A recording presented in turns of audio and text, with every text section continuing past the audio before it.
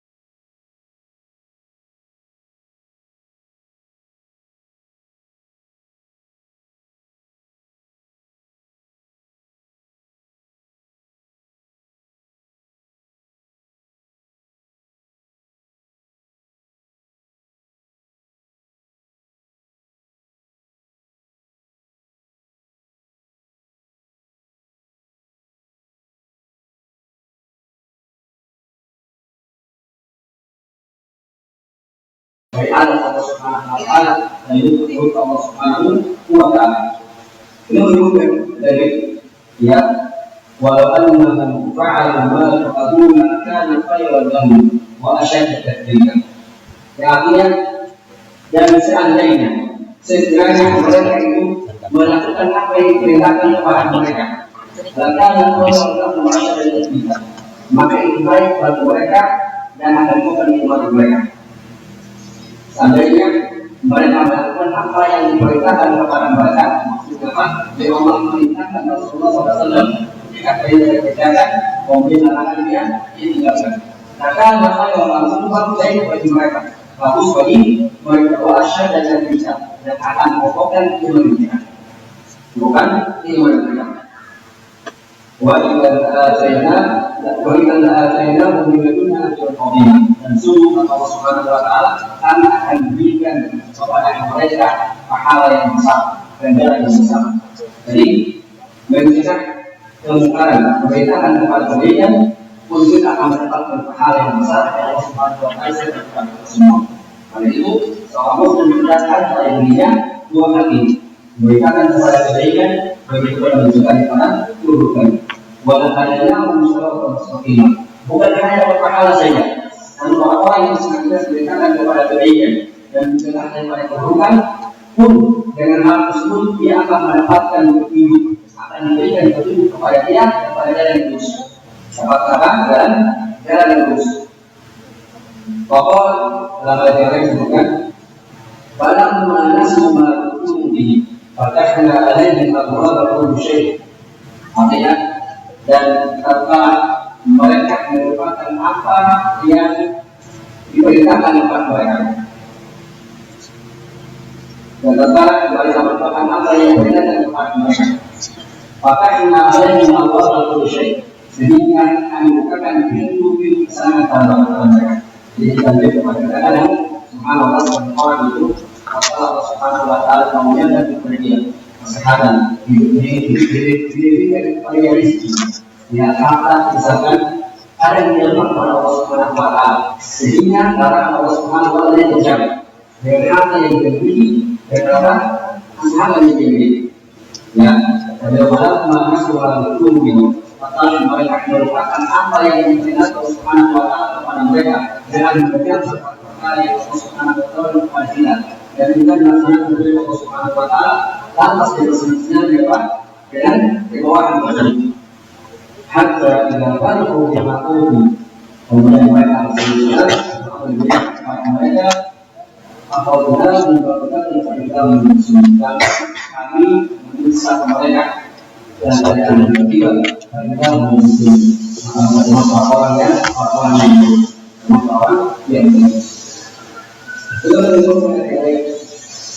walamma nasu ma dhukiru bihi anjayna alladhina yanhauna 'anil su' wa aqamna alladhina zalamu 'adaban shadidan bima kanu yafsukun.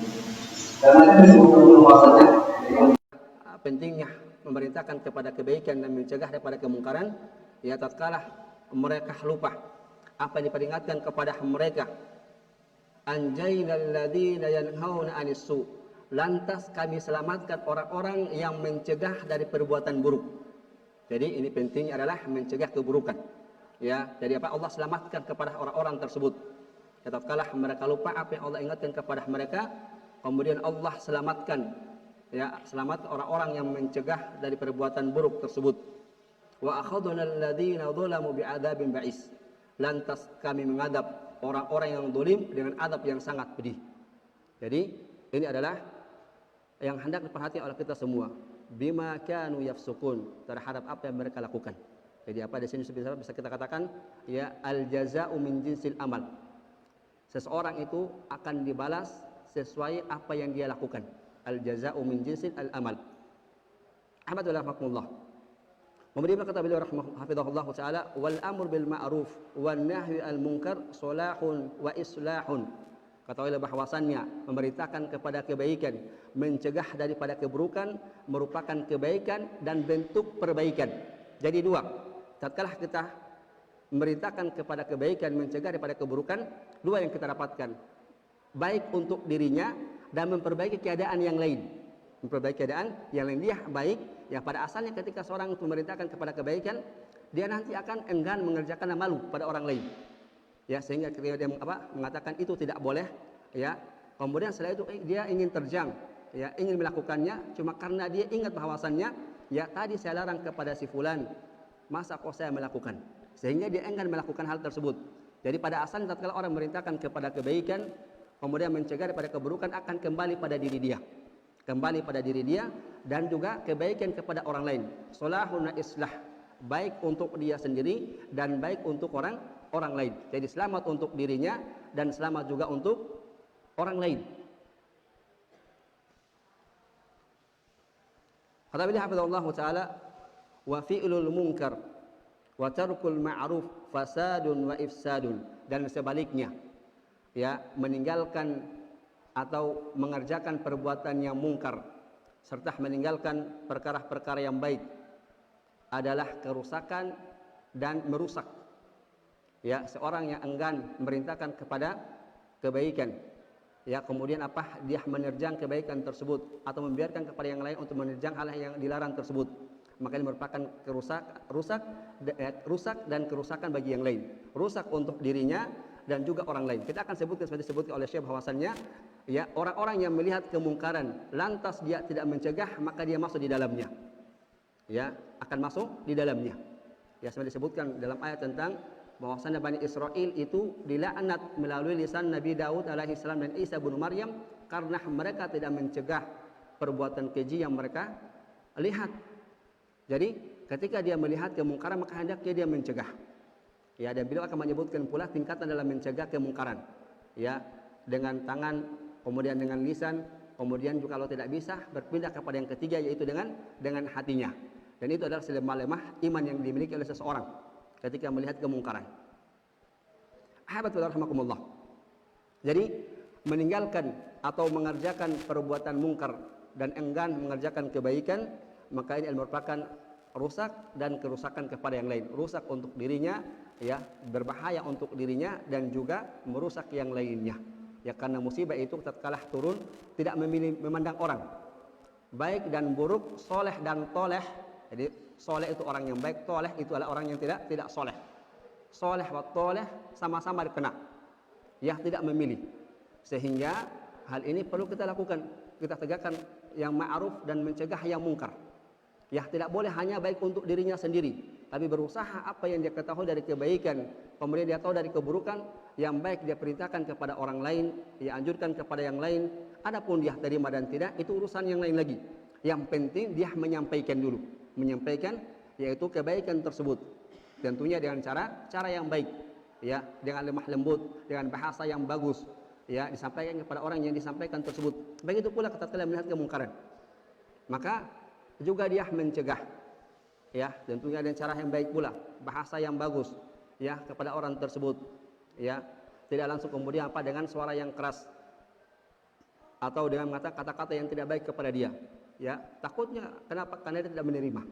Sehingga pentingnya memahami juga adalah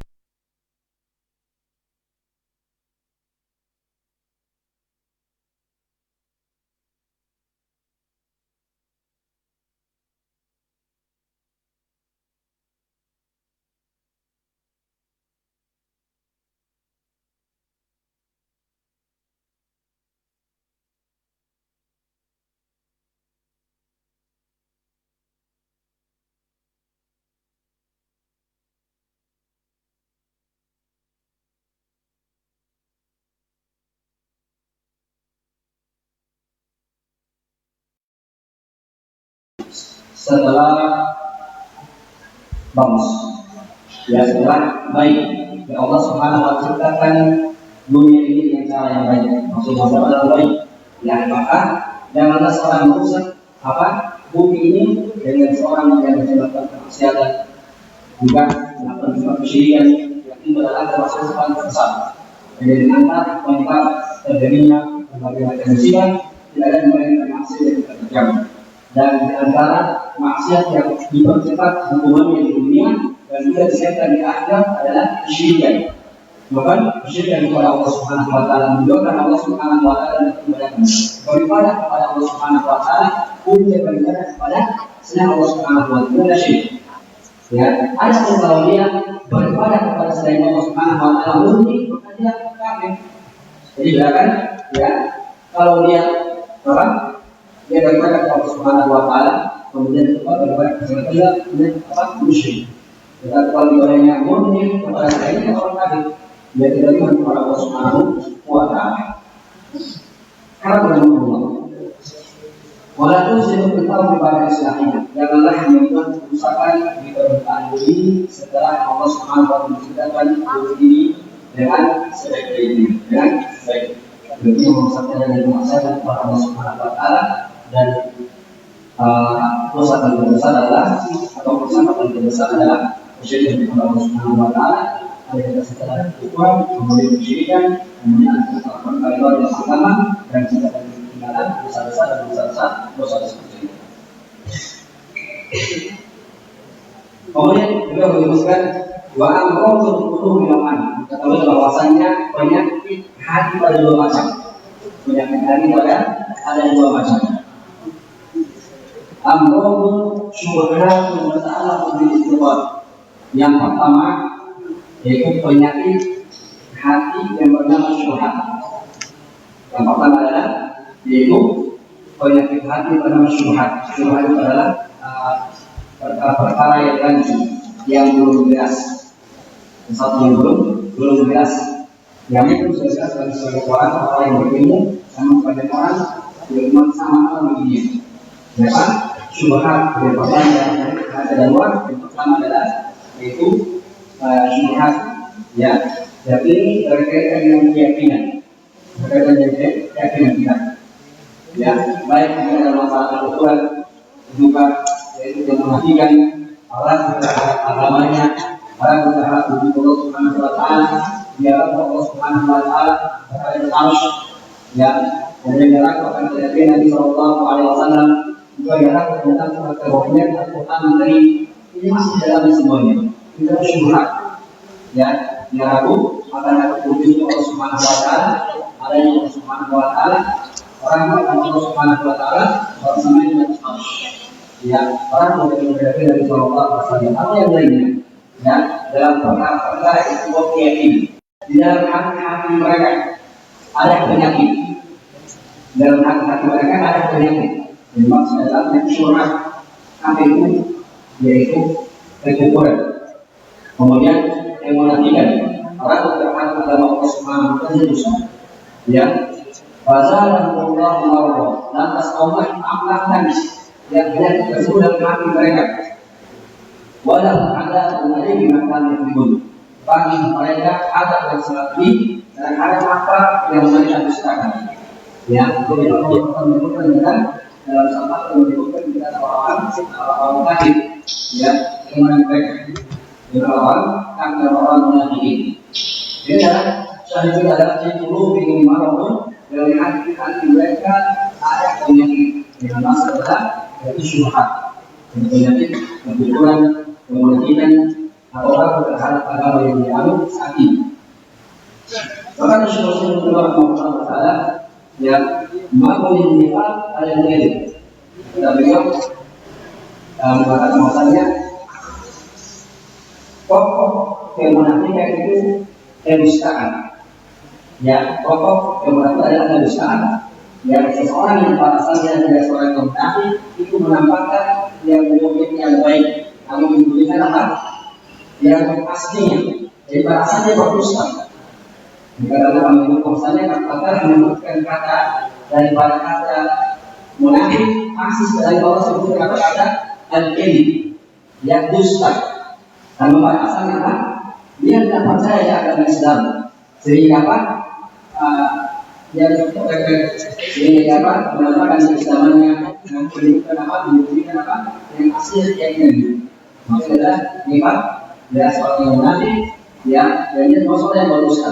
Karena yang ditampakkan kepada kaum muslimin adalah yaitu keislaman yang menunjukkan apa? Dapat menunjukkan daripada yaitu dengan kita yang tidak benar. Kata beliau, فَقُلَّمَا ذَكَرَ اللَّهُ سُبْحَانَهُ وَتَعَالَى النِّفَاقَ ذَكَرَ الْكَذِبَ. Maka Allah Subhanahu wa Ta'ala menyebutkan kata nifaq, yaitu kata munafik, juga menyebutkan segala kalimat al-kadhib, dusta, berbohong. Wa kullama dzakara al-kadhiba dzakara an-nifaq. Sebaliknya, ketika Allah Subhanahu menyebutkan tentang dusta dan sebenarnya menyebutkan tentang yaitu an-nifaq. Karena itu adalah 11-12. Yang kapal berani tersebut kembar, ya kembar. Yang satu bagian berdusta, ya satu dia sembunyikan. Yang satu menampakkan yang kebaikan, ya kemudian apa? Yang buruk. Di antara tersebut Allah Subhanahu wa Ta'ala disebutkan tentang munafikun ayat 1. Ya, tentang ayat 1 Allah Subhanahu wa Ta'ala jika ada munafikun, jika ada munafikuna qalu nashhadu innaka la rasulullah. Yang artinya apabila datang kepada orang-orang munafik, apabila datang kepada Nabi Muhammad orang-orang munafik dan mengatakan kami bersaksi bahwa engkau adalah utusan Allah. Orang kafir, orang munafik datang kepada Nabi Sallallahu Alaihi Wasallam mengatakan kami bersaksi bahwa engkau adalah utusan Allah Subhanahu Wa Taala, utusan Allah Subhanahu Wa Taala. Allah berkata kepada mereka, "Wallahu ya'lamu innaka la rasul." dan Allah mengetahui itu adalah urusannya. Wallahu yashhadu innal munafiqina kadhibun. Dan sesungguhnya Allah Subhanahu wa taala bersaksi bahwa orang munafik adalah kadhibun. Itu dusta. Hanya menampakkan kebaikan kepada Nabi sallallahu alaihi wasallam, namun mereka adalah mendustakan risalah Nabi sallallahu alaihi wasallam. Saya kira adalah berikut perkataan munafiqun dikerjakan kali munafiqun yang mengatakan wallahu yashhadu innal kadhibun. Semua Allah bersaksi bahwa mereka adalah orang yang berdusta. Dusta adalah persaksian mereka dengan kejadian Nabi sallallahu alaihi wasallam. Ayat Allah kita sebutkan terdapat obat daripada penyakit syubhat atau mungkin cuma adalah ini. Kalau kita perinci bahwasanya ini dan mana dua yang namanya adalah yang kita kepada Allah Subhanahu wa taala sampai diberikan kajian para ulama terhadap agama yang lain, para terhadap Nabi sallallahu alaihi wasallam. Ya tahu dalam perkara agama yang sudah pasti, yang sudah paten dakwah umat muslim. Maka bagaimana caranya mengobati penyakit seperti ini adalah berdoa kepada Allah Subhanahu wa taala. Pertama, berdoa kepada Allah Subhanahu wa taala yang akan memberikan kokohan iman dan kesatuan dalam agama. Bila berdoa kepada Allah Subhanahu wa taala. Yang kedua, ibti'ad anha, menjauh dari perkara yang lanjut. Jadi seorang hendaknya menjauhi perkara yang lanjut. Ya, ketika dia tidak tahu, yang perbuatannya tinggalkan saja. Tinggalkan tersebut tidak sesuatu yang keras, ya sesuatu yang dia tidak yakin. Ketika dia tidak tahu, maka tinggalkan pertanyaan kepada orang yang tahu tentang perkara tersebut. Sehingga dia kokoh dalam agama tersebut. Jangan yang menyebutkan dengan hal tersebut, sehingga membuat agama yang dia sudah yakin, kemudian dalam terhadap yang dia tersebut. Kalau lalu tinggalkan, ya. Apa yang kita katakan dulu misalnya ambil, ya. Dan yang kedua adalah hendaknya menjauhi perkara-perkara syubhat yang diberikan kepada ini. Jadi kita disamakan oleh syubhat yang banyak kepada ini. Yang ketiga adalah perlu biasalah dan sesuai iman.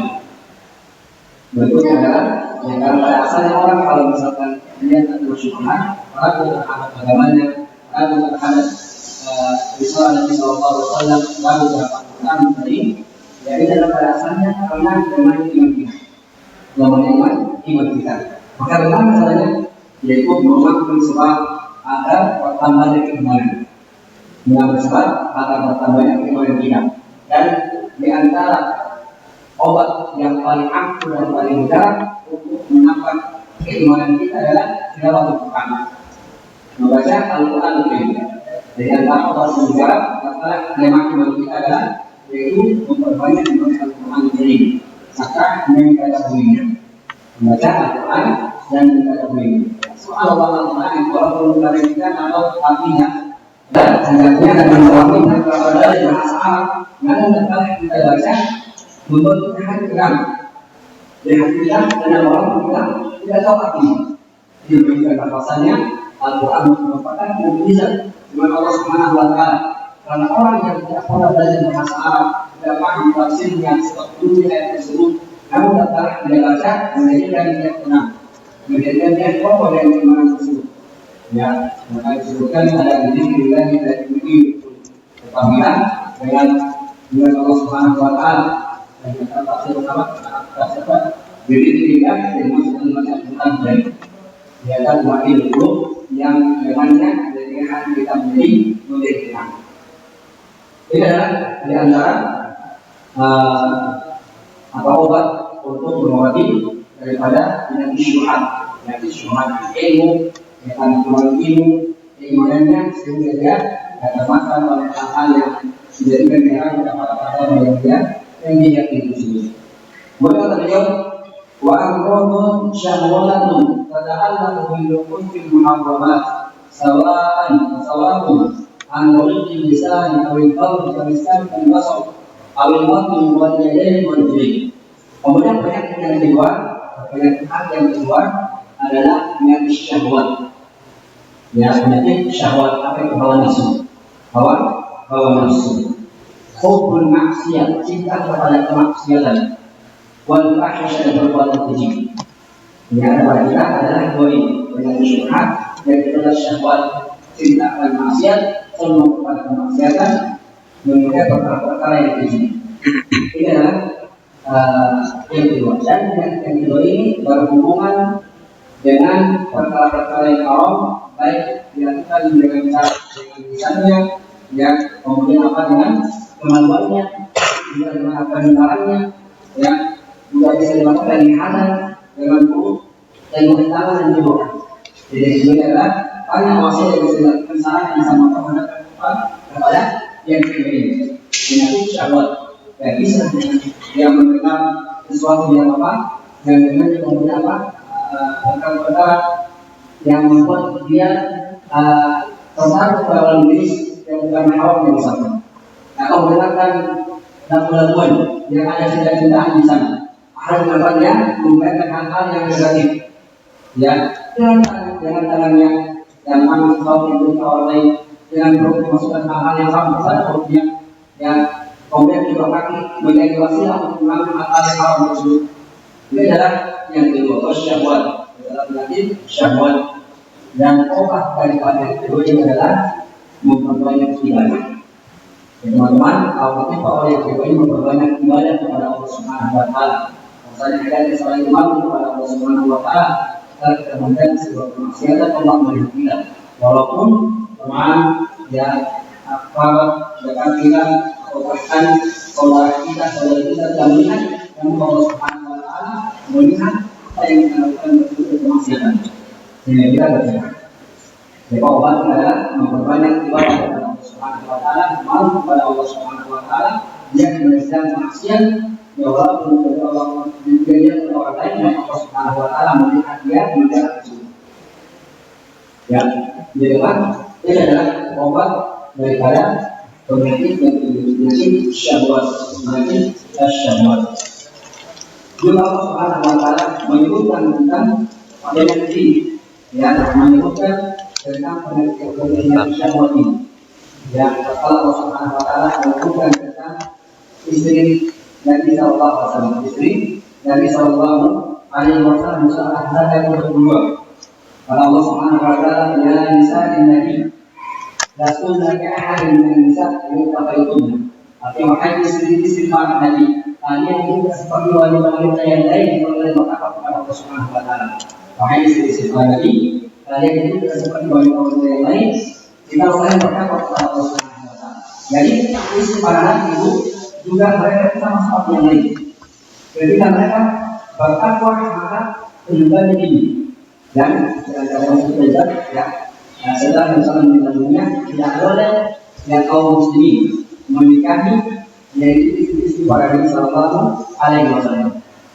Apa di antara membedakan adalah kita dengan para ummahatul mukminin adalah ketakwaan. Dan sama di antara kita semua adalah membedakan adalah ketakwaan kepada Allah Subhanahu Wa Taala. Sama juga istri Nabi Sallallahu Alaihi Wasallam. Kalau mereka tidak bertakwa, maka ya kedudukannya di bawah daripada itu. Sehingga ketakwaan yang menjadi barometer. Namun juga Nabi SAW ketika meninggal dunia berpesan kepada para sahabatnya bahwasannya istri-istri saya, maksud istri Nabi SAW maksudnya, ya, adalah ummahatul mukminin yang tidak boleh dinikahi oleh para sahabat Rasulullah SAW setelah Nabi meninggal dunia. Karena dia adalah ibundah kita semua, ya. Jadi istri Nabi SAW adalah ibu kita semua, sehingga tidak boleh salah seorang di antara sahabat yang menikahi istri Nabi Sallallahu Alaihi Wasallam. Lanjutnya atas setelah menyebutkan bahwasannya wahai istri-istri Nabi, kalian tidak seperti wanita-wanita yang lain apabila kalian bertakwa. Fala takhdu'na bil qawli fayatma alladhi fi qalbihi maradun. Maka janganlah kalian melemah lembutkan, ya, janganlah kalian melemah lembutkan suara kalian dalam berbicara, sehingga membangkitkan nafsu orang yang ada penyakit dalam hatinya. Ya, jadi dari sini kita bisa mengambil faedah yang lain bahwasannya hendaknya tatkala seorang laki-laki berbicara yang lawan jenis yang bukan mahramnya, pertama berbicara secukupnya. Berbicara secukupnya. Ya, berbicara secukupnya. Yang kedua, wanita hendaknya tidak mendayung-dayung suaranya. Sehingga jangan sampai menimbulkan apa? Syahwat, ya, menimbulkan apa? Ketertarikan kepada dia. Ya, kalau bisa suara yang keras. Apa Pak? Maunya apa Pak? Yang besar supaya tidak terjadi kepada orang tersebut. Tapi kalau ketika ditanya, "Ukhti, saya ingin ini." Sebentar ya, terbayang di kepala. Apa itu? Masya Allah, kayaknya si fulana begini dan begitu, terbayang hal-hal yang negatif. Maka tidak.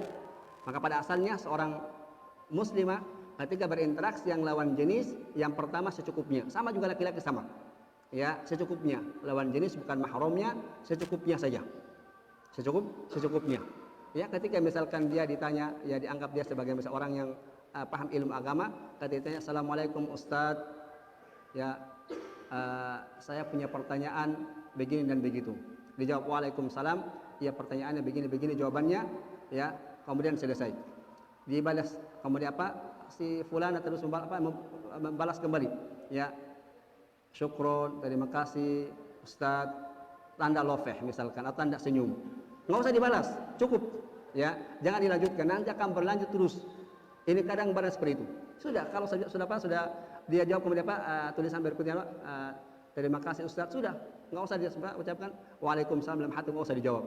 Khawatirnya kemudian berkelanjutan sampai masuk pada hal-hal itu penyakit hati, ya, menunjuk kepada kemaksiatan. Cukup sudah dijawab apa adanya, ya, kemudian dia jadi intinya dia kurangi interaksi dengan lawan jenis yang bukan mahramnya, yang bukan mahramnya. Kenapa? Ya karena kadang itu tidak muncul, karena itu memang tidak punya perasaan demikian. Namun karena ada penyebab sehingga dia jadi tertarik kepada orang tersebut, apalagi lawan jenis, maka dia berusaha semaksimal mungkin dia berinteraksi secukupnya, ya. Dan kalau bisa, kalau memang bertemu dengan lawan jenis yang bukan mahramnya, dia ada temannya, baik si ikhwan misalkan laki-laki ada temannya, kemudian kalau tidak dia sendirian, kemudian perempuan itu ada temannya. Jikalau dia ingin bertanya secara langsung, apa itu? Menghindari fitnah. Bisa jadi mungkin dia tidak ada pikiran negatif, positif. Namun karena berduaan, syaitan itu sangat pintar menggoda kita sehingga terjatuh pada perkara-perkara yang diharamkan Allah Subhanahu wa taala. Jadi intinya bahwasanya yang kedua adalah penyakit hati yang kedua, yaitu adalah syahwat. Obatnya adalah memperbanyak ibadah kepada Allah Subhanahu wa taala. Rasulullah SAW bersabda, "Wa haffatil jannatu bil makarihi wa haffatil naru bis syahwat." Ketahuilah bahwasannya, ya, surga itu diliputi dengan perkara-perkara yang tidak disukai oleh jiwa. Surga itu diliputi dengan perkara-perkara yang tidak disukai oleh jiwa kita, ya. Bikin ini enggak boleh, bikin itu enggak boleh, ya. Itu adalah surga, ya. Tapi kalau neraka terbalik, semuanya boleh. Gunakan 3H: halal, haram, hantam. Itu kalau kepengennya neraka. 3H itu? Halal, haram, hantam. Ya, langsung habis semuanya. Itu adalah jadi perkara-perkara yang menjuruk kepada neraka. Maka itu adalah banyak disenangi oleh jiwa kita, ya. Bersenang-senang, ya, misalnya dengan lawan jenis yang bukan pasangan yang halal, misalkan, ya, cubit-cubitan, senggol-senggolan misalkan, enak memang, ya, namun ya, dia berdosa, Wa ma'qubuhi ma alaihi maradus syubhat fa innahum yaz'umuna annahum ma yahsulu minhum min ijramin natijatun lidzalikal islah. Ya, beliau menyebutkan sama-sama di antara keburukan atau dampak negatif dari penyakit syubhat. Ya, di antara keburukan atau dampak negatif dari perkara syubhat, ya, perkara-perkara yang rancung, ya, orang yang melakukannya dia menganggap itu adalah hal yang baik. Menganggap hal yang baik bagi dia, pedeh dengan hal tersebut. Ya, dianggap itu adalah hal yang baik, padahal itu adalah keburukan. Ya, hal keburukan, tapi dia pedeh dengan hal tersebut. Ya, walaysa dzalika illa al-fasad. Dan padahal ini bukanlah sebuah kebaikan, melainkan kerusakan yang akan menimpa kepada dia. Dia berbangga dengan kekufuran, berbangga dengan kemunafikan dia miliki. Ya, maka ini adalah pada asalnya bukan kebaikan yang akan didapatkan, namun keburukan yang akan menimpa, kerusakan yang akan didapatkan oleh dia maupun orang lain yang berada di sekitar dia. Menimpa kepada dia dan orang-orang yang berada di sekitar dia. Allah Subhanahu wa taala menyebutkan permisalan kepada orang-orang seperti ini ya tentang orang-orang munafikin. Jadi surah Al-Baqarah Allah Subhanahu wa firman wa idza qila lahum. Ya, jadi apa? Orang-orang yang memiliki syubhat, ini penyakit syubhat, mereka menyangka mereka itu berbuat kebaikan. Wa idza qila lahum la tufsidu fil ardi qalu innama nahnu muslihun. Tatkala dikatakan kepada mereka, ya, janganlah engkau berbuat kerusakan di permukaan bumi. Janganlah kalian berbuat kerusakan di permukaan bumi. Qalu innama nahnu muslihun. Lantas orang-orang tersebut mengatakan, ya sesungguhnya kami berbuat kebaikan. Berbuat kebaikan. Mereka menyangka berbuat kebaikan, memperbaiki keadaan. Hakikatnya adalah tidak. Ya tidak. Ala innahum humul mufsiduna walakin la yash'urun. Lantas Allah menjawab ya perkataan mereka, ketahuilah bahwasannya sesungguhnya mereka adalah orang yang melakukan kerusakan. Ya, akan tetapi mereka tidak menyadari hal tersebut. Jadi mereka melakukan kerusakan namun mereka tidak menyadari hal tersebut. Dan ini banyak demikian. Bangga dengan pemikiran yang tidak jelas. Ya, tatkala misalkan dia belajar tentang ilmu filsafat misalkan. Apa itu? Berbangga ketika dia berdebat tentang wujud Allah Subhanahu wa taala. Ya, tatkala mengatakan saya tidak percaya Allah itu ada. Ya, berbangga dengan apa? Pendapat demikian. Makanya adalah hal-hal yang tidak dibenarkan agama kita. Ya, Allah telah jelas sebutkan. Ya, di antara tanda-tanda wujud Allah Subhanahu wa taala ya dengan adanya ciptaannya, ya adanya bumi, adanya planet-planet yang lain, adanya tumbuh-tumbuhan, adanya kita, ini adalah wujud bahwa Allah Subhanahu itu ada. Abad rahmakumullah. Ini adalah gambaran atau bahaya daripada orang-orang yang memiliki penyakit syubhat.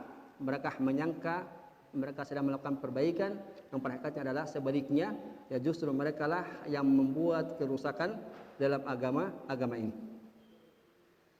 Wa qad jaa fi kitabillahi wa sunnati Rasulullah sallam ayatun adidatun wa ahaditsu katsiratun tadullu ala ahammiyati al-amr bil ma'ruf wa nahyi anil munkar wa bayanu idhami sya'nihima.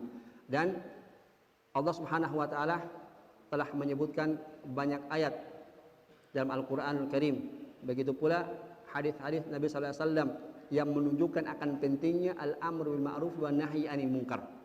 Jadi banyak ayat yang menyebutkan tentang keutamaan ya atau perintah atau pentingnya yaitu memerintahkan kepada kebaikan dan mencegah daripada keburukan. Dan Allah Subhanahu wa taala menjelaskan keagungan pahala yang dia akan dapatkan dari apa? Dia melakukan perbuatan al-amr bil ma'ruf wa nahyi anil munkar. Di antaranya kata beliau hafizahullah taala, al-awwal yang pertama ya annal amra bil ma'ruf wan nahyi 'anil munkari min a'dhamis sabab min asbabin nasri wa tathbit wa tamkini fil ard.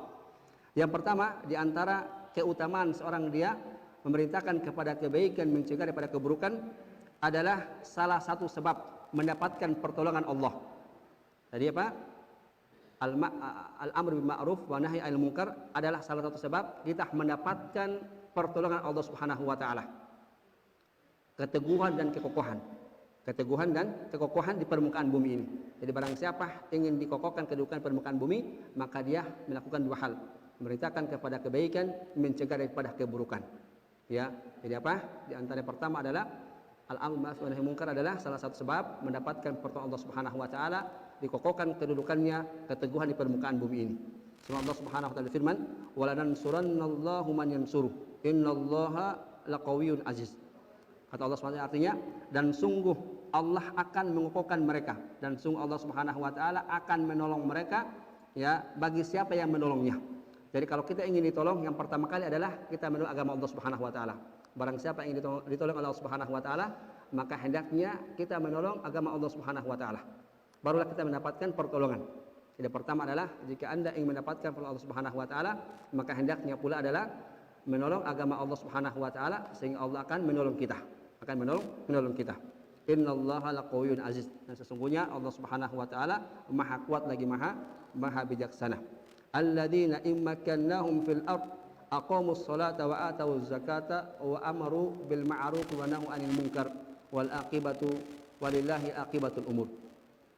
Orang-orang yang Allah kokohkan mereka di permukaan bumi, yaitu orang-orang yang mendirikan salat, mengeluarkan zakat, yang memerintahkan kepada kebaikan, mencegah dari kemungkaran. Jadi apa di sini? Bahwasannya orang-orang yang Allah kokohkan, teguhkan di permukaan bumi adalah orang-orang yang mendirikan salat, mengeluarkan zakat, Kemudian adalah yang ketiga, memerintahkan kepada kebaikan dan mencegah dari keburukan. Mencegah dari keburukan. Ini adalah yang hendak dilakukan oleh seorang muslim. Itu apa? Jika ingin dia mendapatkan pertolongan, dikokohkan, diteguhkan ke permukaan bumi, maka dia melaksanakan al-amru bil ma'rufi wan nahyi anil munkar. Dalam ayat yang Allah Subhanahu wa taala firman, ya ayyuhalladzina amanu in tansurullaha yansurukum wa yutsabbit aqdamakum. Ya, wahai orang-orang yang beriman, jikalau kalian menolong Allah, ya, jikalau kalian menolong Allah Subhanahu wa taala, niscaya Allah akan menolong kalian. Wa yutsabbit aqdamakum, dan akan mengokohkan kedudukan langkah-langkah kalian. Jadi syarat pertama adalah jika kita ingin ditolong, maka hendaknya seorang menolong agama Allah Subhanahu wa taala, berjuang dengan pemikirannya, dengan tenaga, dengan harta untuk menyebarkan agama Allah Subhanahu wa taala. Ya, tidak mesti harus dia ceramah. Bisa dengan apa dia menjadikan wasilah ya yang lainnya. Ya, tidak mesti dia harus berceramah, bisa dia apa dengan hal yang lain. Ya, menyiapkan tempat untuk pengajian, menghadiri, ini adalah salah satu bentuk kita apa? Bentuk seorang adalah menolong agama Allah Subhanahu wa taala. Ya, suatu ketika Syekh Shalih Al-Utsaimin hafizahullah taala, salah satu pengajar di Masjid Nabawi dan Masjidil Haram, ya, beliau masih sampai sekarang, ketika ditanya oleh salah seorang mahasiswa yang dari negeri Eropa, ya, ditanya, ya Syekh, wahai Syekh, kita itu sekarang itu kaum muslimin itu disibukkan dengan di masjid, baca Quran, baca tafsir, baca hadis. Tidakkah kita melihat orang-orang yang barat sana, mereka itu sudah sampai ke bulan, namun kita masih sibuk dengan apa? Dengan baca Quran, baca tafsirnya, belajar fikih di masjid, ya, baca hadis, ya, cuma sibukkan dengan hal tersebut. Apa kata beliau? Jawaban beliau hafizahullah taala, kata beliau, jangan engkau menyangka orang-orang yang dulu di majelis seperti ini, ya, tatkala dikomandangkan tentang jihad, maka mereka yang paling di depan. Ya, orang-orang seperti ini, kata beliau, ya, tatkala dikomandangkan jihad, maka mereka paling terdepan, terdepan. Ya, dan itu terbukti. Ya, kita sibuk mempelajari agama Allah Subhanahu wa taala, mengukuhkan keimanan kita, dan kita masih demikian. Kata beliau apa? Ya, jangan engkau mengira orang-orang yang duduk di masjid, baca Quran, baca hadis, menghafal, mereka takut mati. Tidak, mereka sungguh tidak takut mati. Ya, tidak takut mati. Namun tentunya berjihad ada ketentuan harus apa yang dilakukan. Ya, tidak asal-asalan kemudian berjihad. Namun apa ada? Yaitu syarat-syarat harus terpenuhi. Di antaranya ada imam, ya, ada izin dari pemimpin, misalnya kita Indonesia misalkan, harus ada izin dari presiden. Kalau enggak boleh. Ya, kemudian presiden apa? Melihat kemampuan kita, mampu atau tidak. Kalau enggak, maka enggak boleh juga. Yang ketiga, harus dia yakin bahwasanya kita bisa menang. Ya, harus ada pemimpin, dan itu adalah presiden kita misalkan menyuruh. Ya, kalau enggak boleh. Jadi tidak ada namanya jihad kemudian apa? Dengan sendiri-sendiri. Ya, ini tidak dibenarkan dalam agama kita. Ya, namun ada pemimpin, kemudian apa? Memiliki kekuatan, kemudian dia prasangkanya kuat bahwasanya dia akan menang. Ya, dan sedikit dia mati dari pasukannya, misalnya dari anggotanya. Ini adalah peristiwa yang akan dilakukan. Alhamdulillah. Nah, jadi ini adalah yang pertama di antara keutamaan daripada memerintahkan kepada kebaikan dan mencegah daripada keburukan adalah sebab kita mendapat pertolongan Allah Subhanahu wa taala dan dikokohkan, diteguhkan kita di permukaan bumi ini dengan menolong agama Allah Subhanahu wa taala. Wallahu a'lam bishawab. Adzan Isya dulu. Ya, muadzin. Muadzin silakan.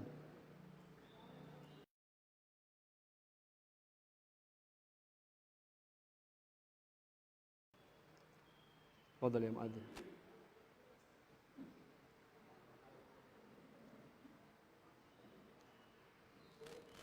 Sini ke bawah, depan situ. Nah, situ ke bawah, situ sudah. Boleh begitu.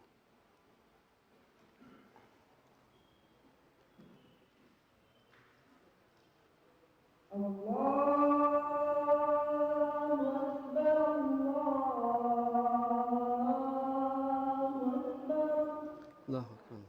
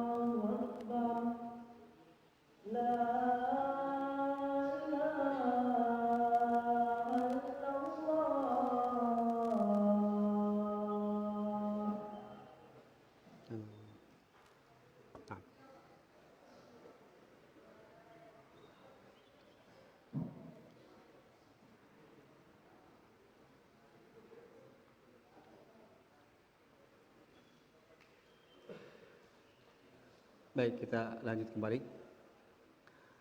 Jadi yang pertama adalah di antara pentingnya memerintahkan kepada kebaikan dan mencegah daripada kemungkaran adalah sebab kita mendapatkan pertolongan Allah Subhanahu wa taala, dikokohkan, diteguhkan kedudukan kita di permukaan bumi.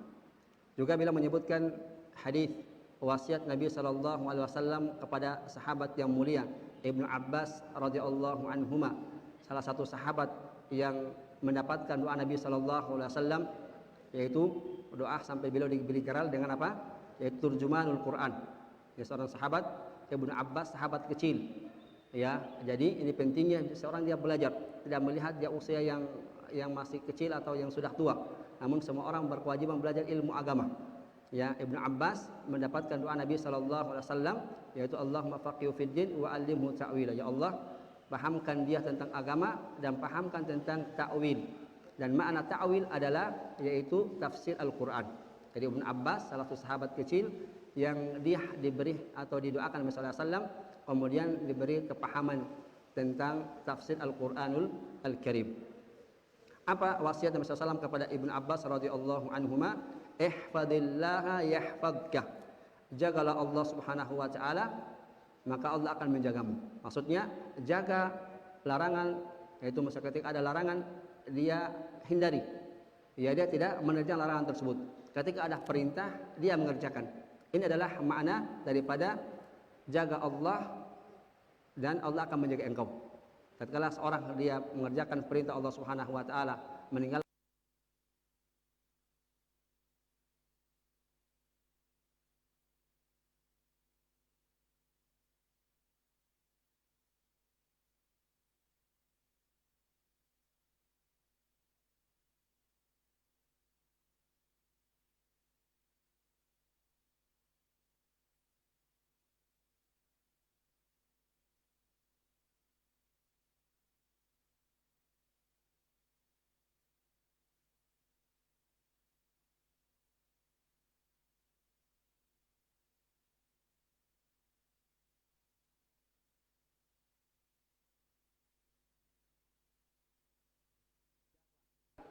apa yang Allah perintahkan kepada dia, menjaga apa yang Allah perintahkan kepada dia, mengerjakan perintah dan menjauhi apa yang Allah Subhanahu wa taala kepada dia, maka balasannya Allah Subhanahu wa taala akan menjaga dia baik urusan dunianya maupun urusan akhiratnya.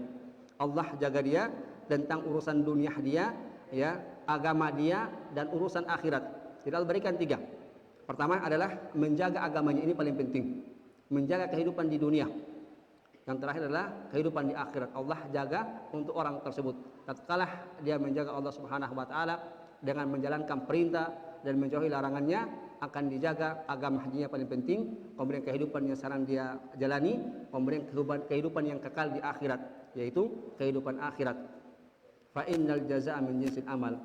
Sesungguhnya ya balasan sesuai dengan perbuatan. Sesungguhnya balasan akan sesungguhnya perbuatan akan dibalas sesuai dengan perbuatan yang kita lakukan. Al jazaa'u min jinsil al amal. Kama anna an-nasra wa at-ta'yida wal hifdh min Allah bimtithali awamirihi wa sinabihi. Sebagaimana pertolongan, ya, keteguhan, kekokohan, penjagaan Allah Subhanahu wa taala dengan mengerjakan perintah dan menjauhi larangannya, fa innal khidlana wadh-dhillata was-sighar yakunu fi khilafi dzalik. Ya, kalau pertolongan, ya, keteguhan, kekokohan kita, ya, dari Allah Subhanahu wa taala dengan mengerjakan perintah dan menjauhi larangannya, maka, ya, keburukan, ya, kehancuran, ya, menjadikan kita apa? Kecil, ya, karena menyelisih hal tersebut. Maksudnya apa? Dia tidak lagi mengerjakan perintah Allah Subhanahu wa taala, larangannya diterjang. Maka apa yang didapatkannya? Didapatkan adalah yaitu sebaliknya. Yaitu kekalahan, ya, tidak diberikan kekokohan permukaan bumi, ya, dan kehinaan yang akan dia dapatkan. Dalam hadis Nabi SAW bersabda, "Ju'ila dzillatu was-sigharu ala man khalafa amri." Sesungguhnya dijadikan yaitu kehinaan dan kekecilan, kekerdilan adalah orang-orang yang menyelisih perintahku. Itu perintah Rasulullah sallallahu alaihi wasallam. Jadi adalah yang pertama. Kemudian yang kedua, di antara keutamaan daripada memerintahkan kepada kebaikan, mencegah kemungkaran, anna tarkal qiyami bil amri bil ma'rufi wan nahyi 'anil munkari min asbabil wuqu'il adzabi al-'ammah. Yang kedua, di antara pentingnya memerintahkan kepada kebaikan dan mencegah daripada perbuatan mungkar, bahwasannya meninggalkan amal ma'ruf nahi mungkar, meninggalkan amal ma'ruf nahi mungkar, jadi apa? Tidak memerintahkan kepada kebaikan dan juga apa? Dia terjang larangan tersebut. Ini adalah salah satu sebab kita mendapatkan adab secara merata. Jadi orang yang enggan memerintahkan kepada kebaikan, ya, dan enggan mencegah dari perbuatan mungkar, ini adalah salah satu sebab kita semuanya mendapatkan adab, ya, menyerata semuanya. Semua orang akan mendapatkannya adab tersebut. Lihat misalkan terjadi ketika ada musibah, ya, ketika gempa, bukankah semua orang yang soleh dan toleh kena semuanya? Yang orang yang rajin sholat, ya, berbakti kepada kedua orang tuanya, ya, dia berzikir, baca Al-Qur'anul Karim, dan orang yang tidak sholat misalkan, ya, uququl walidain, ya, durhaka kepada kedua orang tuanya, memutuskan silaturahim, ketika ada gempa semuanya dapat. Dia dapat, yang baik dapat, ya, musibah tersebut, yang buruk juga dia dapat. Jadi maka pentingnya, jadi ketika seorang dia enggan memerintahkan kepada kebaikan dan dia enggan mencegah daripada perbuatan mungkar, ini adalah salah satu sebab kita akan mendapatkan adab yang merata, tidak memandang kasih, tidak memilih si fulan dan fulana, tidak, sama semuanya. Yang beriman dan tidak beriman akan diberikan adab yang sama tatkala mereka berada di satu tempat tersebut. Maka pentingnya di sana memerintahkan kepada kebaikan dan mencegah daripada kemungkaran. Beliau menyebutkan ayat, ya, firman Allah Subhanahu wa taala di surah Al-Anfal, surat Al-Anfal ayat 25. Allah Subhanahu wa taala firman, "Wattaqu fitnatan la tusibanna alladziina zalamu minkum khassah." Artinya, waspadalah, takutlah terhadap azab yang tidak akan menimpa orang-orang yang melakukan kedoliman di antara kalian secara khusus. Takutlah, waspadalah terhadap diri kalian, ya, terhadap azab yang tidak akan menimpa orang-orang yang dolim tersebut saja secara khusus. Namun apa akan menimpa kepada semua. Contoh mudah, misalkan orang yang mancing, ya, orang yang pergi mancing, ya, kita teman-teman sering mancing, ya, bertiga misalkan, ya, di depan malas sholat, ya, kemudian memutuskan silaturahim, ya, kemudian apa, banyaklah hal-hal yang negatif dia lakukan dari kemaksiatan. Yang kedua, atau yang pertama, orang yang soleh, rajin sholat, ya, mengaji, zikir, baca Al-Quran, berbakti kepada orang tua. Yang kedua, orang yang kedua dari mereka bertiga adalah orang yang bermaksiat Allah Subhanahu wa taala, sholat enggak, ya, baca Al-Quran enggak, kemudian apa, durhaka pada kedua orang tua, ya, enggak baik sama tetangga misalkan. Yang ketiga baik, yang ketiga sama seperti yang pertama, baik kepada orang tua, ya. Kemudian yang kedua, orang yang kedua adab mereka tersebut, berarti saudara orang mungkin Umar mengatakan orang yang bermaksud bermaksud Allah Subhanahu wa taala, salat enggak, menenggelamkan yang di tengah saja. baca Al-Qur'an enggak. Kan enggak begitu. Kemudian apa? Ya ketika Durhaka kedua orang tua, gelombang yang besar datang, enggak baik sama dia tetangga komunikasi. misalkan. Satu perahu Yang ketiga baik. ditenggelamkan. Yang ketiga Tidak sama seperti yang pertama, bos, baik bos, kedua orang tua. saya ingin menenggelamkan Kemudian yang yang kedua, orang yang kedua adab mereka tersebut, berarti saudara orang mungkin Umar mengatakan orang yang bermaksud bermaksud tidak. Namun satu perahu akan tenggelamkan semuanya tatkala mendapatkan adab. Sehingga pentingnya memerintahkan kepada kebaikan, mencegah daripada keburukan, sehingga terselamatkan semuanya. Dia yang baik yang selamat, yang juga yang melakukan keburukan dia terselamatkan. Ya, terselamatkan. Alhamdulillah. Wa alamu anna Allah syadidul iqab. Ketahuilah bahwasannya adab Allah Subhanahu wa taala sangatlah pedih. Allah Subhanahu wa taala sangatlah pedih. Alhamdulillah. Ya, ayat ini ditafsirkan oleh Ibnu Katsir rahimahullah taala. Ya, dalam tafsirnya beliau menyebutkan, diriwayatkan dari Ali bin Abi Thalha dari Ibnu Abbas radhiyallahu anhuma, amaral mu'minina alla yuqirrul munkara baina dhuhraihim fa ummuhumullahu bil adab. Ya, dan di antara makna tafsir Ibnu Abbas radhiyallahu anhuma bahwasannya Allah Subhanahu wa taala memerintahkan kepada orang-orang yang beriman agar mereka tidak menetapkan atau tidak membiarkan kemungkaran. Jadi ayat ini adalah surah Al-Anfal ayat 25 ini, Allah memerintahkan kepada orang-orang beriman agar tidak membiarkan kemungkaran berada di sekitar dia. Ya, ada di sekitar dia. Kalau tidak, dia enggan untuk menghilangkannya atau mencegahnya, maka Allah akan timpahkan kepada mereka adab secara menyeluruh. Dia akan ditimpakan kepada mereka. Jadi dia sampaikan dengan cara yang baik, dia terima alhamdulillah. Kalau tidak, yang tidak sudah sampaikan untuk mencegah terjadinya musibah. Dan kita tahu bersama ya bahwasannya di antara penyebab musibah itu turun adanya banjir, adanya gempa bumi, ya, tsunami dan lain sebagainya, itu adalah hakikatnya adalah dikarenakan maksiat. Ya, ini adalah yang hendak diyakini oleh seorang muslim dan muslimah. Bukan karena kemudian melalui penelitian ini karena kenapa kemudian tsunami, ya, air naik sampai ke daratan yang begitu jauh sampai 3-4 meter sampai 1 kilo. Ya, ini karena ada lempengan ya yang berada di dasar laut kemudian patah kemudian mengeluarkan gelombang begitu besar. Memang iya betul, yaitu secara teori.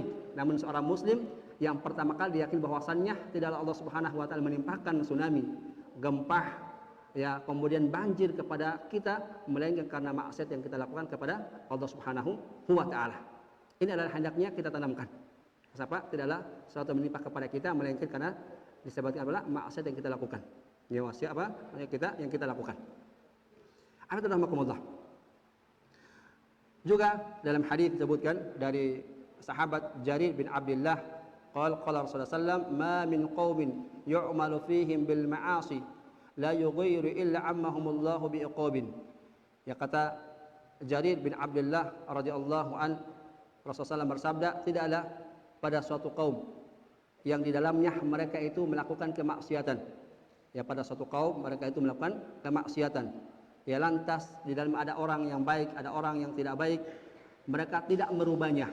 Ya, mereka melihat tidak merubah ya kemaksiatan tersebut, mencegahnya, illa melainkan Allah akan ya turunkan kepada mereka, ya turunkan secara merata kepada mereka, yaitu siksaan kepada mereka. Siksaan kepada mereka. Kemudian beliau sebutkan pula hadis yang lain, hadis yang masyhur dari sahabat Nu'man bin Bashir radhiyallahu an, Nabi sallallahu alaihi wasallam, "Matsalul qa'imi ala hududillah wal waqifi." Ya, dari Nu'man bin Bashir dari Nabi sallallahu alaihi wasallam bersabda, perumpamaan orang-orang yang menjaga larangan-larangan Allah Subhanahu wa taala dan orang-orang yang menerjang larangan-larangan Allah Subhanahu wa taala. Jadi Allah memperumpamakan antara seseorang yang menjaga, yaitu tidak melakukan larangan Allah Subhanahu wa taala, dan orang yang menerjang larangan Allah Subhanahu wa taala. Apa itu? Kamatsali qaumin, seperti suatu kaum, istahamu ala safinatin, mereka berebut naik di atas kapal. Ya, berebut naik di atas kapal. Fa asaba ba'dhum a'laha wa ba'dhum asfalaha. Ya, ketika mereka naik di atas kapal, ada yang dapat dek di atas, ada yang dek di bawah. Ya, ketika mereka naik berebutan, Ada yang dapat apa? Dek di atas, ya ada yang di bawah. Ya. Fakana alladhi fi asfaliha idza istaqu minal ma'i marru ala man fawqahum. Orang yang di bawah tadi, yang berada di dek paling bawah, ya tatkala mereka menginginkan air, mereka harus naik ke atas melewati orang-orang yang di atasnya. Ya, berpikir juga mereka, ya, ketika mau ambil air harus naik ke atas. Ya, capek begini. Apa mereka katakan? Orang-orang yang di bawah tersebut, faqulu, mereka mengatakan, "Lau anna kharaqna fi nasibina kharqan." Daripada capek-capek, ya naik ke atas lagi harus lewat orang banyak, permisi Pak, permisi Bu, permisi air panas, permisi, ya. Mending kapal yang kita lubangi. Ya, kapal apa yang kita lubangi satu saja begitu. Supaya gampang, enggak perlu naik ke atas lagi. Jadi apa mereka apa? Kepingin apa? Supaya lebih gampang, sudah, ya. Kapal ini apa? Satu ya yang dibolong untuk gampang ambil air. Ya, itu adalah orang-orang yang berada di lantai dasar dari kapal tersebut. Walam yu'dhi min fawqina, sehingga mereka tidak lagi mengganggu orang-orang yang di atas mereka. Ya, orang-orang yang berada di atas dek yang di atas. Fa in tarakuhum wa ma aradu halaku jami'an. Jikalau ya dibiarkan ya orang-orang yang berada di bawah ini melakukan apa yang mereka inginkan, mereka semuanya akan apa? Akan hancur, akan tenggelam semuanya. Ya, jikalau orang-orang yang berpendapat bahwasanya lebih baik ya kita bolong saja kapal di bawah sehingga air gampang kita dapatkan, ya, mau buang air gampang, ya air tinggal apa? Tinggal dibolong keluar sendiri. Ya, keluar sendiri. Ya, kalau dibiarkan apa yang mereka inginkan, maka mereka semuanya akan tenggelam semuanya. Wa in akhadhu ala aydihim najau wa najau jami'an. Dan jikalau dia mengambil, ya, mencegah mereka dengan tangan-tangan mereka, dia akan selamat dan selamat semuanya. Selamat semuanya. Maka pentingnya adalah al-ma'ruf nahi munkar, memerintahkan kepada kebaikan dan mencegah daripada perbuatan keji. Ya, ketika dia melihat, maka dia segera dia cegah, dia ingatkan kepada orang lain tersebut sehingga apa? Dia selamat, ya, orang tersebut dia selamat, juga dia selamat. Ya, ini adalah permisalan saya sebutkan kepada kita yang hendaknya menjadi renungan kita bersama. Ya, ketika ada sesuatu yang menjurus kepada sesuatu yang akan dengannya kemaksiatan mendatangkan mara bahaya yang musibah, maka dia cegah, sampaikan dengan cara yang baik kepada orang tersebut. Menerima dan tidak itu urusan belakangan, yang penting dia tidak sampaikan hal tersebut. Ya, karena keselamatan bersama itu lebih penting dibandingkan keselamatan pribadi. Jadi dalam agama kita ini kepentingan umum itu lebih diutamakan daripada kepentingan pribadi. Jadi apa? Kepentingan umum lebih diutamakan di atas kepentingan pribadi. Keselamatan bersama lebih utama daripada menyelamatkan diri sendiri. Itu adalah agama kita mengajarkan demikian. Jadi apa? Keselamatan bersama, ya, kesehatan bersama, maka ini Pak diutamakan. Sehingga kalau misalnya pemerintah suruh apa? Vaksin, ya, pakai masker. Kenapa? Karena masalah untuk semua orang. Ya, jaga jarak, cuci tangan. Siapa ini? Masalahnya untuk kita semua, bukan untuk pribadi. Ya, jadi apa? Ini adalah untuk kebaikan bersama. Ya, menjaga kesehatan bersama, maka dilakukan ya untuk mencegah hal tersebut. Ya, dan yakinlah bahwasannya ya hal tersebut memberikan manfaat kepada kita. Rajin cuci tangannya bersih, ya, pakai masker, ya mungkin tercegah dari debu. Ya kan banyak manfaat yang lain. Ya, banyak manfaat yang lain ketika misalnya pakai masker, cuci tangan. Ya, karena kita kadang-kadang nggak sadar. Kalau rajin cuci tangan, kadang-kadang mungkin ngupil. Ya, ngupil nggak sadar masuk ke mulut. Ya, rasa asin. Tapi kalau misalnya setiap saat ketika ngupil cuci tangan, alhamdulillah bersih. Ketika masukkan tangan ke dalam mulut, alhamdulillah rasanya nano-nano. Ya, rasanya tetap biasa-biasa juga. Jadi apa dia lakukan? Ya, inilah pentingnya mengutamakan kemaslahatan bersama dibandingkan pribadi. Maka dalam hadis itu kita bisa ambil faedah bahwasannya ya kepentingan bersama diutamakan di atas kepentingan pribadi. Ahbatu rahimakumullah. Kemudian yang berikut, yang ketiga, anna tarkal amri bil ma'ruf wan nahyi 'anil munkari min asbabi adam qabulid du'a. Ya, di antara ya pentingnya memerintahkan kepada kebaikan dan mencegah daripada perkara mungkar adalah salah satu sebab doa kita tidak diijabah Allah Subhanahu wa taala. Jadi apa? Di antara sebab doa tidak dikabulkan karena kita enggan memerintahkan kepada kebaikan dan kita menerjangnya. Jadi apa? Yang kebaikan dia enggak lakukan, enggak mau perintahkan, keburukan, kemungkaran dia nggak cegah. Ini adalah salah satu sebab doa kita Allah nggak ijabahi doa yang kita pinta kepada Allah Subhanahu wa taala. Sehingga kalau ingin doa kita dikabulkan, perintahkan kepada kebaikan dan cegah kepada keburukan. Dalam hadis Hudzaifah bin Yaman radhiyallahu an, Nabi sallallahu alaihi wasallam qol walladzi nafsi biyadi. Dari sahabat Hudzaifah bin Yaman, dari Nabi sallallahu alaihi wasallam bersabda, demi zat yang ada jiwaku di tangannya, demi zat yang jiwaku ada di genggaman Allah Subhanahu wa taala, la ta'murunna bil ma'rufi wa tanhauna 'anil munkari aw la yushikanna Allahu ay yab'ats 'alaikum iqaban thumma tad'unahu fala yustajabu lahum. Ya, kata Nabi sallallahu alaihi wasallam, demi zat yang jiwaku ada di tangannya, ya, sesungguhnya atau hendaknya kalian memerintahkan kepada kebaikan dan mencegah daripada kemungkaran, atau Allah Subhanahu wa taala akan mengirimkan kepada kalian iqab, menurunkan yaitu musibah kepada kalian, menurunkan balah kepada kalian.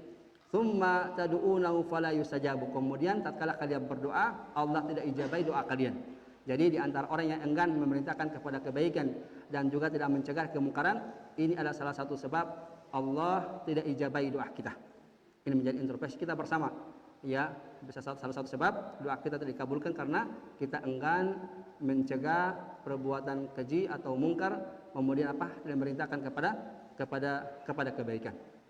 Dalam hadis yang lain dari hadis Aisyah radhiyallahu anha, Rasulullah bersabda, "Murru bil ma'rufi wanhau 'anil munkari qabla an tad'u fala yustajabu lahu." Perintahkanlah kepada kebaikan dan cegah daripada kemungkaran sebelum Allah Subhanahu wa taala tidak akan ijabai doa kalian. Perintahkanlah kepada kebaikan dan cegahlah daripada kemungkaran sebelum Allah Subhanahu wa taala tidak ijabai doa kita. Maka dari sini kita bisa ambil faedah bahwasan sebaliknya, orang-orang yang memerintahkan kepada kebaikan, kebajikan dan mencegah dari perbuatan keji dan mungkar adalah salah satu sebab doa kita dijawab oleh Allah Subhanahu wa taala.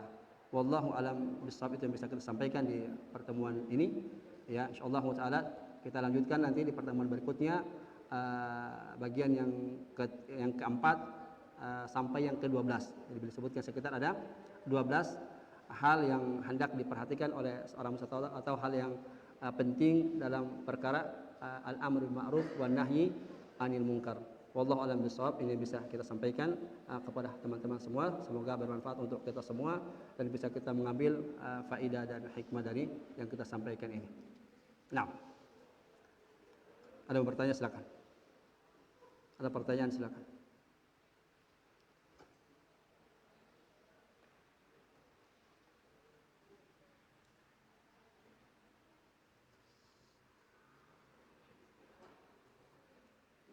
Ada bertanya silakan.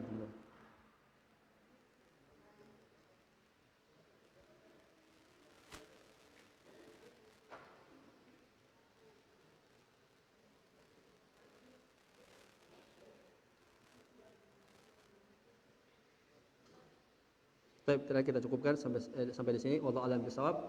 Yang benar datang dari Allah Subhanahu wa taala. Adapun ada yang salah yang disampaikan dari orang yang akhir, sesungguhnya dari saya pribadi dari syaitan, dan sesungguhnya Allah Subhanahu wa taala dan Rasulullah SAW berlepas diri dari setiap kesalahan yang disampaikan dari awal hingga akhir. Dan kita tutup majelis kita, kajian kita membaca doa kafarat majelis. Subhanakallahumma bihamdika asyhadu an la ilaha illa anta astaghfiruka wa atubu ilaik. Assalamualaikum warahmatullahi wabarakatuh.